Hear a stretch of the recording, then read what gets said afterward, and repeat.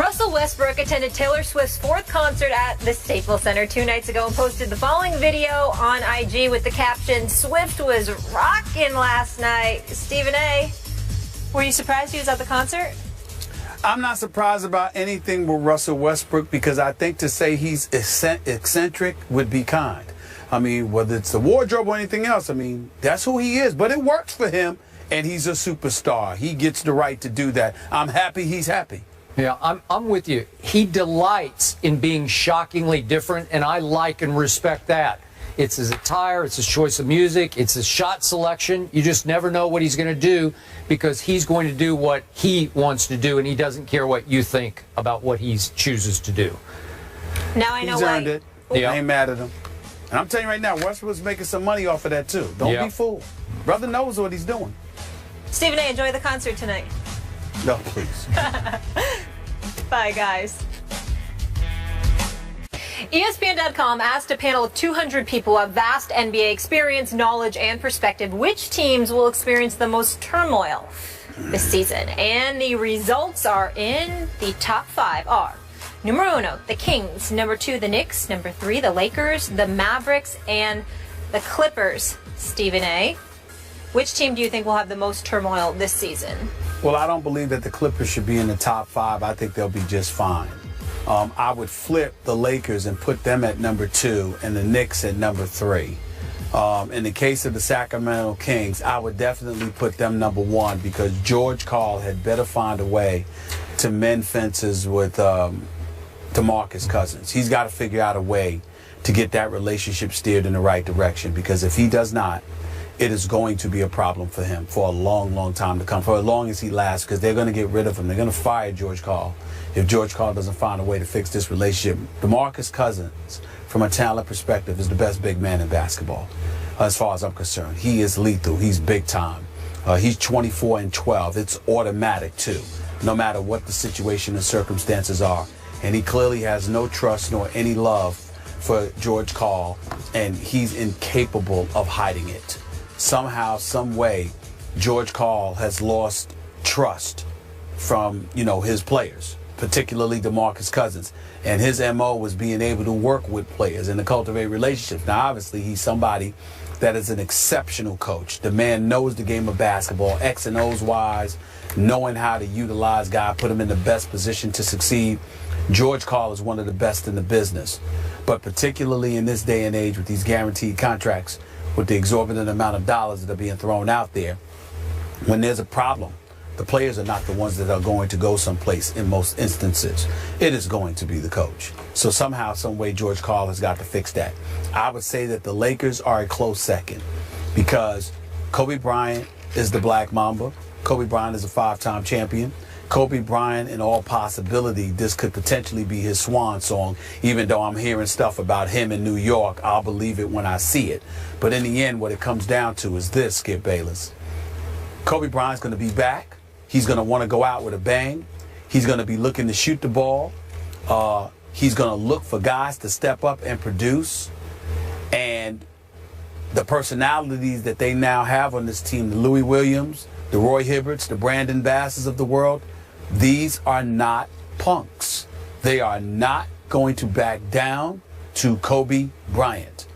And as a result, even though I don't anticipate that there would be problems, there very well could be, because those guys are not going to take any stuff from anybody, including a 5-time champion who's the face of the franchise. They don't care. And so because of that, you never know the potential for friction that exists there. I would say Sacramento first, Lakers a close second, the Knicks third because they're just dysfunctional by nature. And that's all I'm going to say about the New York Knicks today because I'm in Los Angeles and I really, really don't want to depress myself.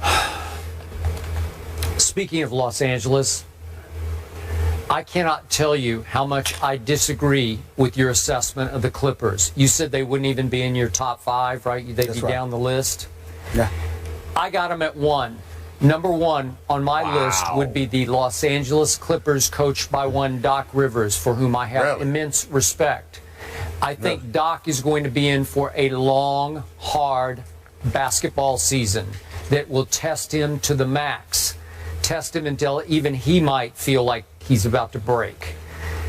Stephen A., when you throw Lance Stevenson and Josh Smith into that locker room, onto that bench, into that rotation, and Doc is trying to juggle minutes between those two, and obviously you have a strong-willed personality in Paul Pierce, who's going to demand a certain amount of minutes as the new experienced veteran factor on that team. I don't know if even Doc can pull that off. And then DeAndre Jordan, obviously in the offseason, made his quick decision to go to Dallas. Then he decommitted from Dallas. We all know he went back to the Clippers because Chris Paul finally made peace with him, said all the right, nice things to him that he wanted to hear and had never heard from CP3. I don't know if they make nice all year because Chris is Chris, and he's 30 years of age, going on 31. And he knows in his heart of hearts, it's time. They were up 3-1 on the Houston Rockets in the conference semis, and they blew it. And again, I have to heap a lot of that responsibility on Chris Paul, even though his numbers in that series still looked CP3-ish. They were still good on paper. I thought, in principle, on the court, he wasn't the leader they needed him to be at that point. I expect him to have a big year. But I expect this team to suffer a little bit of the residue of blowing a 3-1 lead. Could get off to a rocky start, and you've got so many strong wills, so many outspoken personalities in that locker room. I don't know. I think you've got a volatile mix there. And I look, you went to the obvious one in Sacramento. George and DeMarcus, I like the heck out of both of them, frankly, and they have clashed publicly. I'm wondering if they've clashed so much publicly, it's so out there, that it will help them clear their air a little bit to where they'll at least coexist this year. And plus, DeMarcus Cousins, he's a different kind of cat. Skip. I know him. He's a different kind of cat. I love his game. I think he's big time. He's I think he's the best big man in the game. I think they concur. would have been asinine to trade him. I don't think you let him go. You deal with him. But the thing about it is, for George Karl to get there and literally to be there for just a minute and talk about trading him or allow those rumors to get out there, that you can't do that. You got to know that this is a different animal you're dealing with here. You can't do that to DeMarcus Cousins. You can't do that. Well, and so because of it, I just consider it to be volatile. I know you sit there and say the Clippers, and yeah, the potential is there, but I just have so much faith in Doc Rivers as a leader, and I think the whole fiasco involving DeAndre Jordan helps them immensely because a lot of the stuff that was being internalized got out. And because it got out and they realized what almost happened to them, I think CP3 is going to be an even better teammate. I think Blake Griffin deserves a lot of credit because if you notice, no one really had a problem with Blake Griffin. And so because of that, I think he also assisted in bringing guys together. Paul Pierce is there now. He's a champion and he's a leader. Give credit where credit is due. I think you look at that, the fact that you added Paul Pierce to that locker room, and Paul Pierce was in Houston at DeAndre Jordan's house when all of that was going down too. The fact that all of that happened, I think the combination of Doc Rivers, Chris Paul, and Paul Pierce as your leaders with Blake Griffin. I'm going to give Blake Griffin some love here because he's a big-time player.